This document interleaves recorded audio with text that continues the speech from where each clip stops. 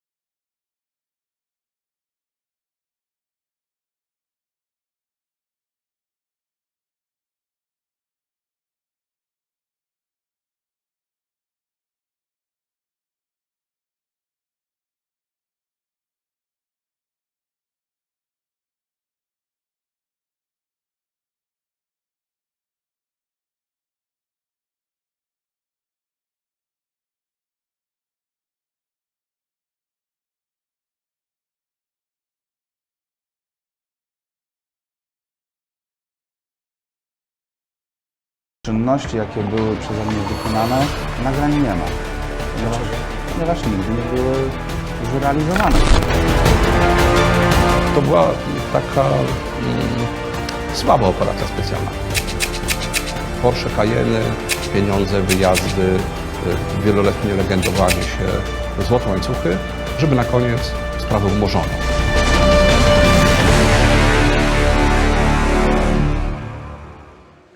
Okej, teraz do konkretów.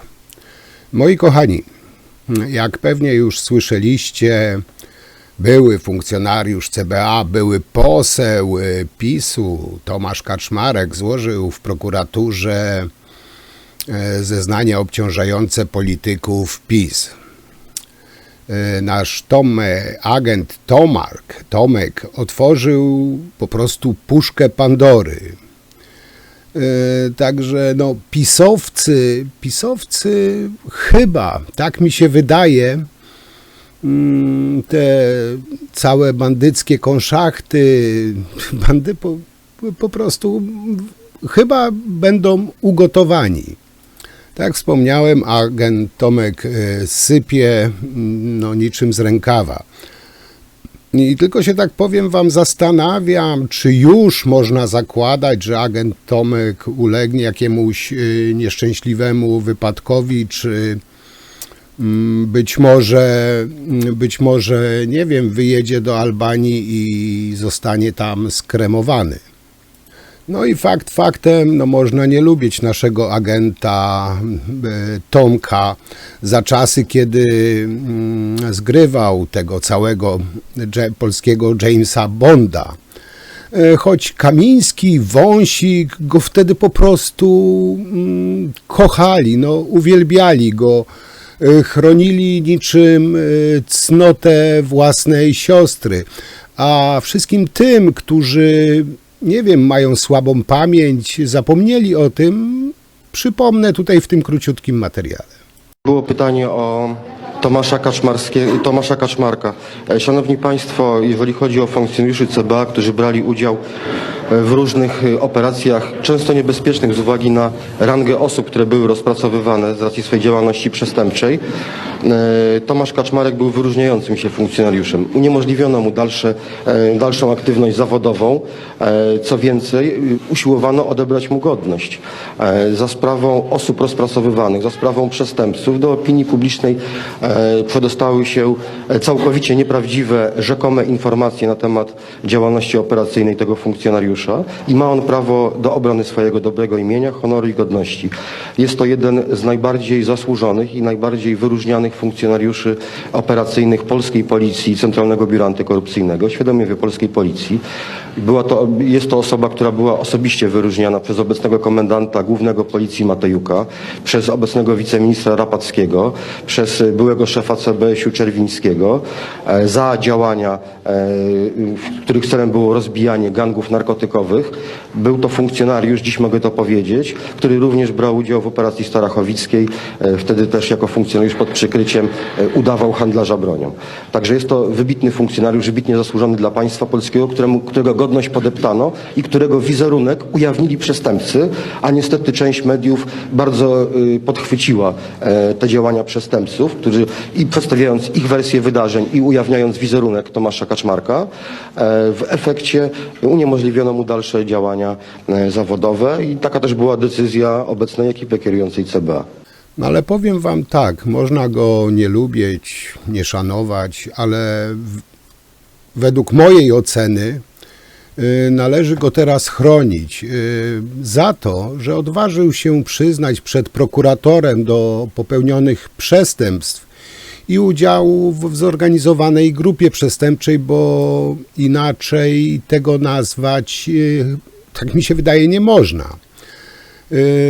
Nasz agent Tomek, czyli Tomasz Kaczmarek, ujawnia pisowski, nielegalny oraz ten przestępczy proceder. Tak, PiS miało wykorzystywać tajne materiały w mediach, do czego chyba się większość społeczeństwa już przyzwyczaiła. Były agent CBA i poseł PiS Tomasz Kaczmarek złożyli w prokuraturze zeznania obciążające m.in.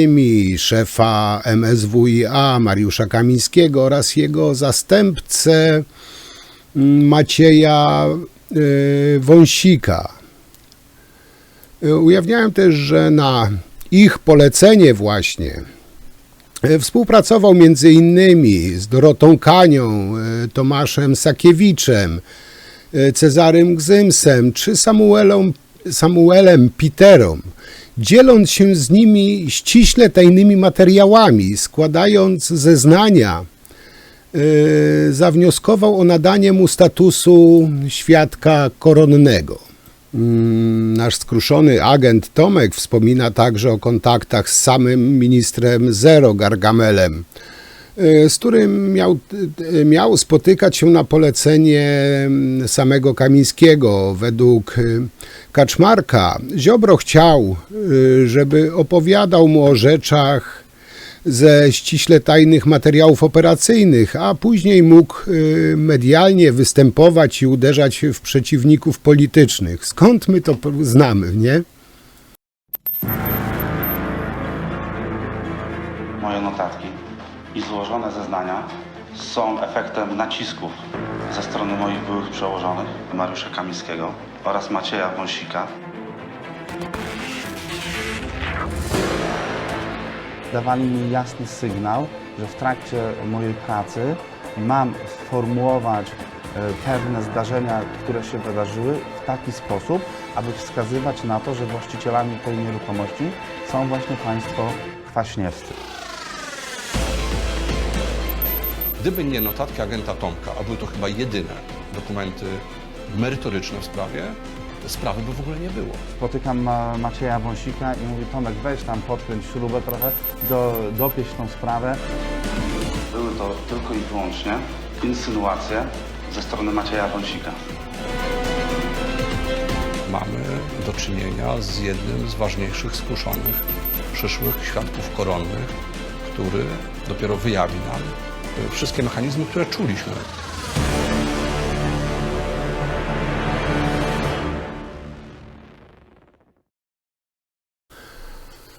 Kaczmarek uważa, że tutaj cytat, nikt nie wie tyle o łamaniu prawa przez Kamińskiego i Wąsika, co ja, tak powiedział nasz agent Tomek. I tutaj teraz kilka słów do naszego rezydenta Andrzeja Dudu, który na rozkaz Kaczyńskiego bezprawnie ułaskawił dwóch przestępców. Mówię tu o Kamińskim i Wąsiku, których prezes wsadził na ministerialne stanowiska, aby na jego zlecenie nadal prowadzili swoją antypaństwową, przestępczą działalność. I za to powinni generalnie być pociągnięci przynajmniej do odpowiedzialności. No i tak jak wspomniałem, Cezary Gzyms, Samuel Pitera, Dorota Kania, Tomasz Sakiewicz, to osoby, którym nasz agent Tomek dostarczał materiały operacyjne. Na ich podstawie niszczono konkurentów politycznych. Tak działa po prostu mafia. Nie rząd prawa, już nie mówię i sprawiedliwości, ale rząd prawa w cywilizowanym kraju, ale zwykła mafia. Najprawdopodobniej to człowiek jest przyczyną tego zjawiska. Komendant główny wyznaczył nagrodę za pomoc w wysokości 1 miliona złotych. Ten wąsik, ten wąsik, ten wzrok, ten lok, ten pląsik i wdzięk, i lęk, i mina, gdy mnie policja gna. Nasz agent Tomek, czyli Tomasz Kaczmarek, opowiada w prokuraturze, jak na polecenie swoich szefów, czyli Kamińskiego, jego zastępcy Macieja Wąsika i Ernesta Bejdy, łamał prawo, przekazywał ściśle tajne dokumenty propisowskim dziennikarzom, dziś gwiazdom, w cudzysłowiu, prorządowych mediów. Niektórych osobiście woził operacyjnym autem do zakonspirowanych lokali, do biura. Kaczmarek zgłosił się do prokuratury i chce zostać świadkiem koronnym, jednak ten cały medialny kipisz będzie dopiero się rozkręcał. O ile oczywiście nie odwiedzi go seryjny samobójca. W latach 2006-2010 Kaczmarek pracował przy najważniejszych operacjach specjalnych CBA. Kamiński, który dziś kieruje MSWiA, jest koordynatorem służb specjalnych. Jako twórca i szef CBA nie mógł się jego po prostu nachwalić. Zresztą już wam tutaj puszczałem, że go bronił niczym cnoty własnej siostry. Jak to mówił Kamiński, że to jest perła wśród agentów, wybitny funkcjonariusz policji, fantastyczny funkcjonariusz CBA. A dziś jak to przystało na porządnego pisowca, po prostu się od niego odcina i podważa jego wiarygodność. Ale to jest u pisowców, zwróćcie uwagę, naturalne, że jeśli ktoś jest zgodny z linią partii, to jest super nieskazitelny, kryształ. Ale jeśli się odwróci, jest najgorszy, niemal wróg publiczny numer 1. To jest standardowa zagrywka pisowców. Przypomnę tylko, że w ubiegły piątek Kaczmarek zgłosił się do prokuratury rejonowej w Olsztynie. Zeznawał pod rygorem odpowiedzialności karnej. Był przy tym jego adwokat. Jak powiedział Kaczmarek, że nie boi się konfrontacji jego zeznań z dokumentami i aktami śledztw. Także generalnie rzecz biorąc, wytoczył, można by powiedzieć, ciężkie działa przeciw pisowcom.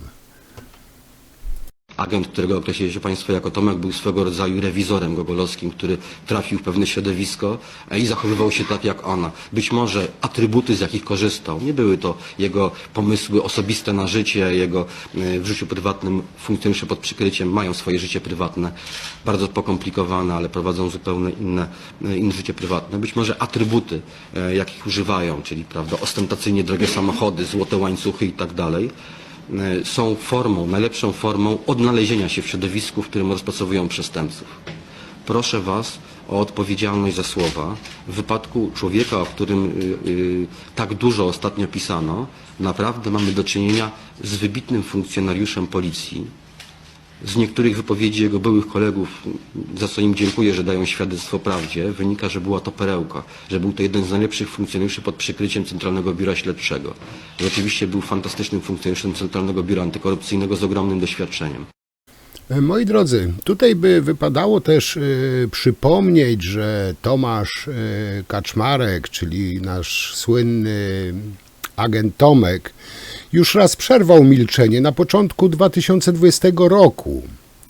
Wtedy ten nasz były agent odsłonił metody działania ówczesnego szefa CBA, czyli Mariusza Kamińskiego i jego zastępcy Macieja Wąsika. Oskarżył ich o naciski w celu wytworzenia wrażenia, mimo braku jakichkolwiek poszlak, o winie małżeństwa Kwaśniewskich w sprawie słynnej willi w Kazimierzu. Jak powiedział, pragnę z całą stanowczością potwierdzić, że nigdy takiej wiedzy nie powziąłem, żeby willa została nabyta nielegalnie.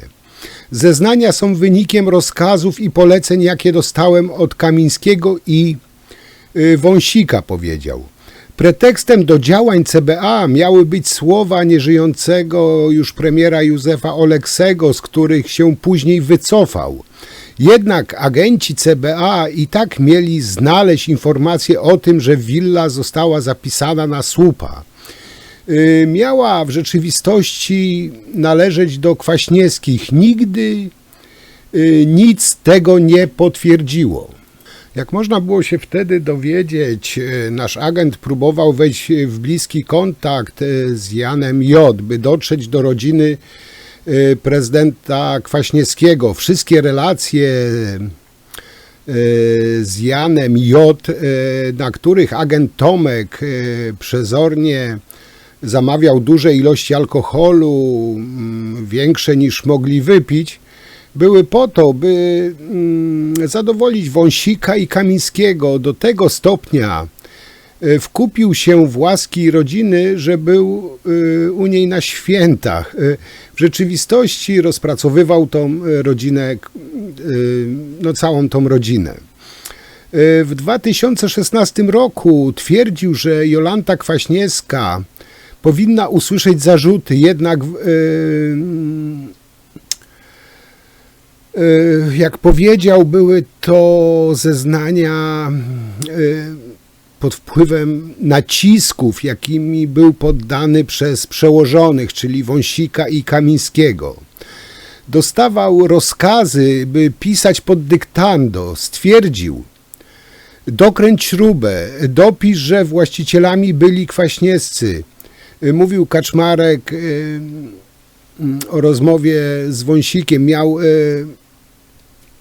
podkoloryzować swoją pracę. Początkowo przekazano mu, że mają dowody i im,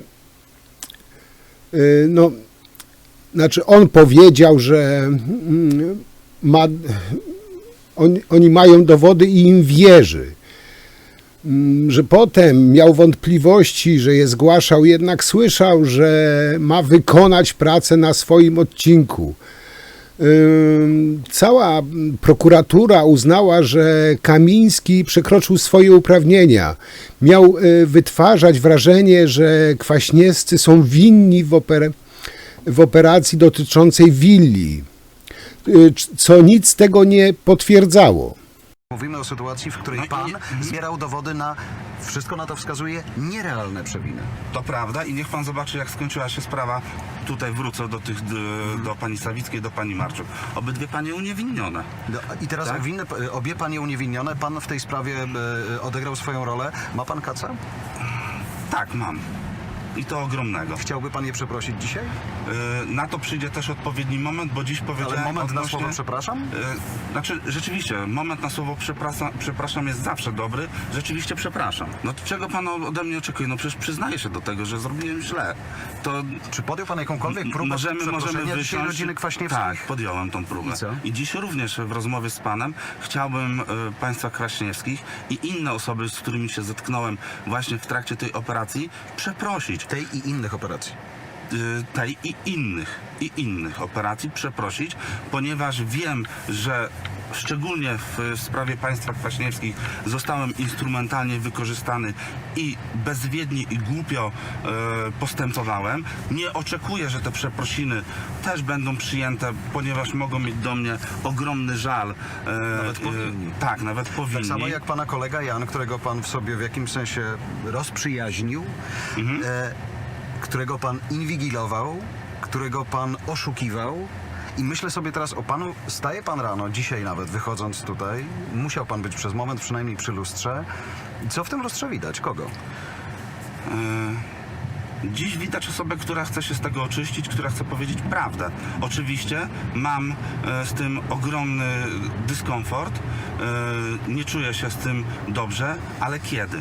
No kiedyś ten dzień musiał Ale nastąpić. wiedział pan, w przypadku Kwaśniewskich, tak jak pan mówi, w którymś momencie pan dopiero zrozumiał, że robi źle. Ale jeśli chodzi o pana byłego przyjaciela Jana, który w tej sprawie Ja się mam pojawia, nadzieję, że z Jankiem jeszcze przyjdzie okazja, że będziemy się mogli... Janek, musiałem? że będziemy mogli się spotkać i na ten temat porozmawiać. Ale wytłumaczył pan Ponieważ to, te nasze relacje, No, ale pan- jakie wtedy między były nami szczere, tylko- były, one w dużej mierze były szczere. Oczywiście były też udawane na potrzeby tych zleceń, jakie otrzymywałem, ale rzeczywiście my się wtedy bardzo polubiliśmy. No tak, tylko że on pana I- lubił, a pan był zupełnie innym człowiekiem Tak, niż... No, to prawda, ponieważ gdybyśmy się poznali w nowym, w takim normalnym życiu, myślę, że na pewno byśmy byli dobrymi przyjaciółmi i byśmy byli dobrymi kumplami. Ta nasza znajomość, no, Myślę, że jeżeli ogląda nas teraz, wyrzucił ten telefon albo zniszczył ten tablet, słysząc to, co pan powiedział. No. nie, dlatego, że te relacje, jakie między nami były, były naprawdę kumpelskie i przyjacielskie, No, ale a pan- ja je w sposób cyniczny wtedy Pan wykorzystałem każde jego do tej słowo, sprawy. pan go każdym swoim zachowaniem przymuszał do tego, żeby on dał panu dowód na nieistniejące przestępstwo. No to prawda. No. To prawda i Ja bym po bije się w prostu piersi. pobił takiego przyjaciela. No, gdyby się okazało, że mój największy przyjaciel, który mnie do siebie przekonuje i któremu ja ufam, jest tak naprawdę oszustem. Wie pan, w sytuacjach prawdziwych przestępców i prawdziwych bandytów tego typu relacje później Zdaję sobie sprawę. są rozliczane przed sądem i te osoby są skazywane. I dlatego dziś po tylu latach mam z tym tak ogromny dyskomfort i postanowiłem powiedzieć publicznie prawdę o tym, jak te wydarzenia wyglądały, nie oczekując dziś po tej rozmowie na rozgrzeszenie ze strony opinii publicznej. Nie oczekuję też na rozgrzeszenie z pana strony, panie Ale redaktorze. ja nawet nie jestem rozgrzeszony. Ja się w ogóle nie czuję, nie mam takiej mocy, żeby pana rozgrzeszyć. Jest pan Chcę cenionym zrozumieć. komentatorem życia publicznego, także też pana słowa i wypowiedzi mają jakąś moc, ale tak naprawdę dziś wrócę do domu i po tej rozmowie będę mógł w sposób taki szczery i uczciwy spojrzeć w oczy moich dzieci. Dobra, tak moi drodzy, pokrótce. Kim jest w ogóle Kaczmarek, ten nasz agent? Kaczmarek zaczął zawodową pracę w policji w 1995 roku, jeszcze jako 19-latek. No, karierę robił szybko, nie przeszkodził mu w niej nawet wyrok za udział w tragicznym wypadku samochodowym, do którego doszło w 1998 roku. W 2006 roku został właśnie agentem w nowo powstałym CBA. Największą sławę zdobył nakłaniając do przyjęcia 50 000 łapówki posłankę Beatę Sawicką przed wyborami w 2007 roku, czyli standardowa zagrywka pisowska. Kontrowersje wzbudziły jego metody. Według informacji mediów nasz agent uwodził parlamentarzystkę, używając fałszywej tożsamości. Jeździł wówczas luksusowymi samochodami, sprawiał wrażenie bardzo zamożnego. To rodziło wiele pytań o wydatki CBA. Nasz agent Tomek stał się bohaterem, no, jak wiecie, tysięcy publikacji medialnych. Uwodzić miał również prawniczkę Weronikę Marczuk, która również miała mu publicznie wiele do zarzucenia. Oprócz tego był członkiem operacji dotyczącej, tak jak wspomniałem, willi mającej rzekomo należeć do Aleksandra Kwaśniewskiego i jego żony. Ostatecznie Sawicką uniewinniono, sprawę Marczuk umorzono, a ze sprawy Kwaśniewskich po prostu nic nie wyszło. Mimo tego agent zyskał, no można powiedzieć, ogromną sławę. Mało tego, Gazeta Polska przyznała mu nawet tytuł Człowieka Roku. Twórca i były szef służb specjalnych, pan Kamiński, który obecnie jest ustępującym już szefem MSWiA i koordynatorem służb specjalnych, nazywał Kaczmarka perłą wśród innych pracowników tej właśnie formacji. Było pytanie o Tomasza Kaczmarka. Szanowni Państwo, jeżeli chodzi o funkcjonariuszy CBA, którzy brali udział w różnych operacjach, często niebezpiecznych z uwagi na rangę osób, które były rozpracowywane z racji swojej działalności przestępczej, Tomasz Kaczmarek był wyróżniającym się funkcjonariuszem. Uniemożliwiono mu dalszą aktywność zawodową. Co więcej, usiłowano odebrać mu godność. Za sprawą osób rozpracowywanych, za sprawą przestępców do opinii publicznej przedostały się całkowicie nieprawdziwe, rzekome informacje na temat działalności operacyjnej tego funkcjonariusza i ma on prawo do obrony swojego dobrego imienia, honoru i godności. Jest to jeden z najbardziej zasłużonych i najbardziej wyróżnianych funkcjonariuszy operacyjnych polskiej policji i Centralnego Biura Antykorupcyjnego, świadomie polskiej policji. Jest to osoba, która była osobiście wyróżniana przez obecnego komendanta głównego policji Matejuka, przez obecnego wiceministra Rapackiego, przez byłego szefa CBS-u Czerwińskiego za działania, których celem było rozbijanie gangów narkotykowych. Był to funkcjonariusz, dziś mogę to powiedzieć, który również brał udział w operacji starachowickiej, wtedy też jako funkcjonariusz pod przykryciem udawał handlarza bronią. Także jest to wybitny funkcjonariusz, wybitnie zasłużony dla państwa polskiego, którego godność podeptano i którego wizerunek ujawnili przestępcy, a niestety część mediów bardzo podchwyciła te działania przestępców, którzy i przedstawiając ich wersję wydarzeń i ujawniając wizerunek Tomasza Kaczmarka, w efekcie uniemożliwiono mu dalsze działania zawodowe i taka też była decyzja obecnej ekipy kierującej CBA.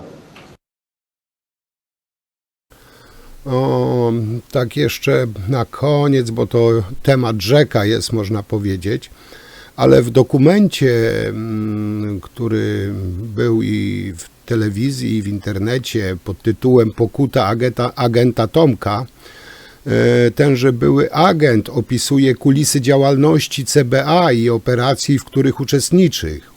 Jak powiedział, wiedziałem od Kamińskiego i Wąsika, że moją pracą bezpośrednio zainteresowany jest Jarosław Kaczyński. Wtedy mi to imponowało, opowiadał. Mój fundusz był nieograniczony. Byłem ubrany za kwotę 50 000 złotych. Jeździłem samochodem za 200-300 tysięcy złotych. Oszołomiło mnie to, przyznał.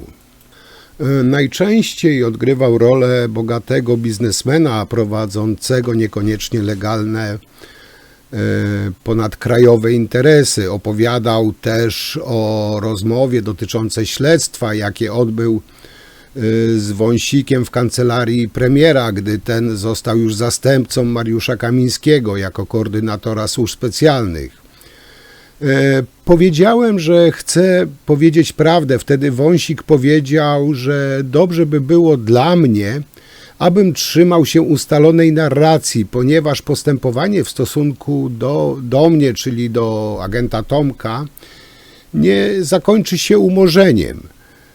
Dodał, że sprawą zajmują się jego prokuratorzy, czyli prokuratorzy Wąsika. Czyli standardowa zagrywka PiS, haki, haki, haki.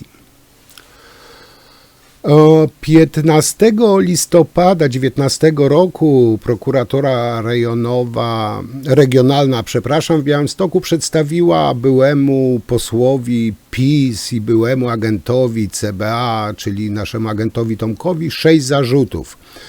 Dotyczyły one m.in. udziału w zorganizowanej grupie przestępczej, przywłaszczenia wspólnie i w porozumieniu z innymi osobami mienia łącznej kwocie około 10 milionów złotych oraz oszustwa w związku z nienależnym przyznaniem dotacji w kwocie bagatela 39 milionów złotych, a także przestępstwa prania pieniędzy w kwocie 2 milionów złotych. No powiem wam, mają rozmach, skurwysyny.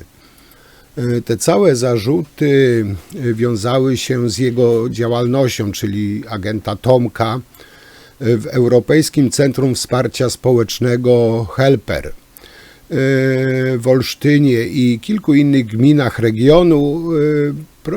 Prowadziło takie środowiskowe domy pomocy. Stowarzyszenie prowadziła żona naszego agenta, a gdy ona się wycofała z kierowania tym całym helperem, jej obowiązki przejął właśnie nasz agent Tomek.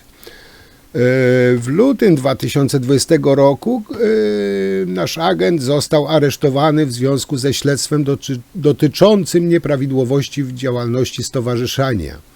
Ostatecznie opuścił areszt po wpłaceniu i poręczenia majątkowego w kwocie 500 000 złotych. Moi drodzy, powiem wam tak, to co wiemy, co się dowiedzieliśmy, to jest wierzchołek góry lodowej. Nie ulega wątpliwości, że ta cała mafia PiS to jest zorganizowana grupa przestępcza, która no wszędzie, ale to wszędzie doi Polskę, Polaków. No i trzeba tutaj chyba to wyraźnie głośno powiedzieć, że wszędzie ma lub miała swoje macki.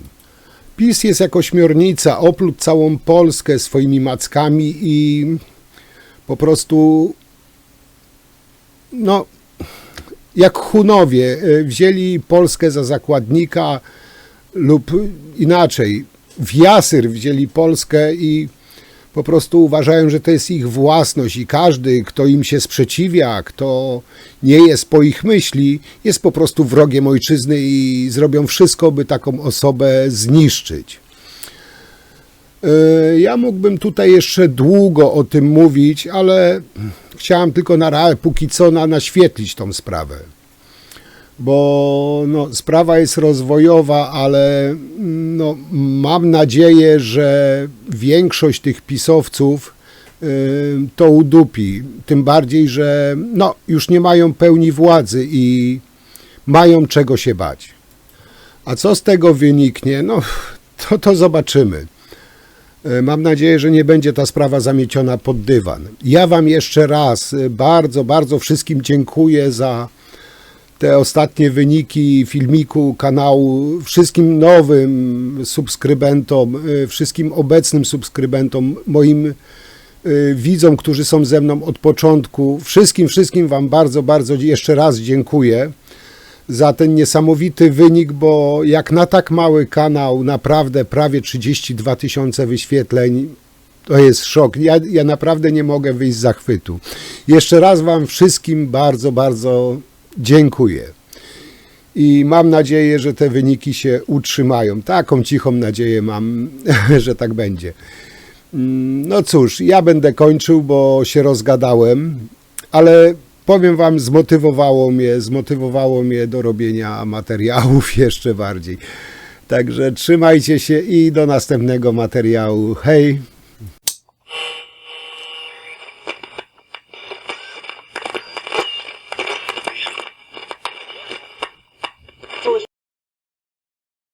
Chciałbym natomiast podkreślić, że nasza zapora na granicy z Białorusią jest uznawana za najlepszą w Europie.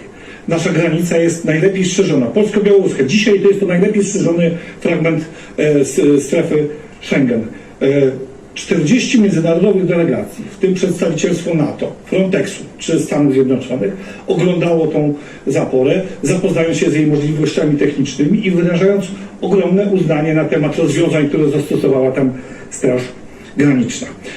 Chciałbym podkreślić, że dzięki systemowi perymetrii, czyli kamer co 100 metrów, dzięki systemowi czujników, my w zasadzie widzimy wszystko, co się dzieje na tej granicy. Widzimy każdą grupę, która podchodzi nawet pod granicę ze strony białoruskiej. Ja już nie mówię o siłach ludzkich, które tam mamy. Tam jest 5000 strażników granicznych, 5000 żołnierzy i 1000 policjantów, którzy wspomagają działanie zapory technicznej i perymetrycznej. Ale perymetria pozwala nam widzieć wszystko i notować wszystko dużo lepiej niż było to wcześniej.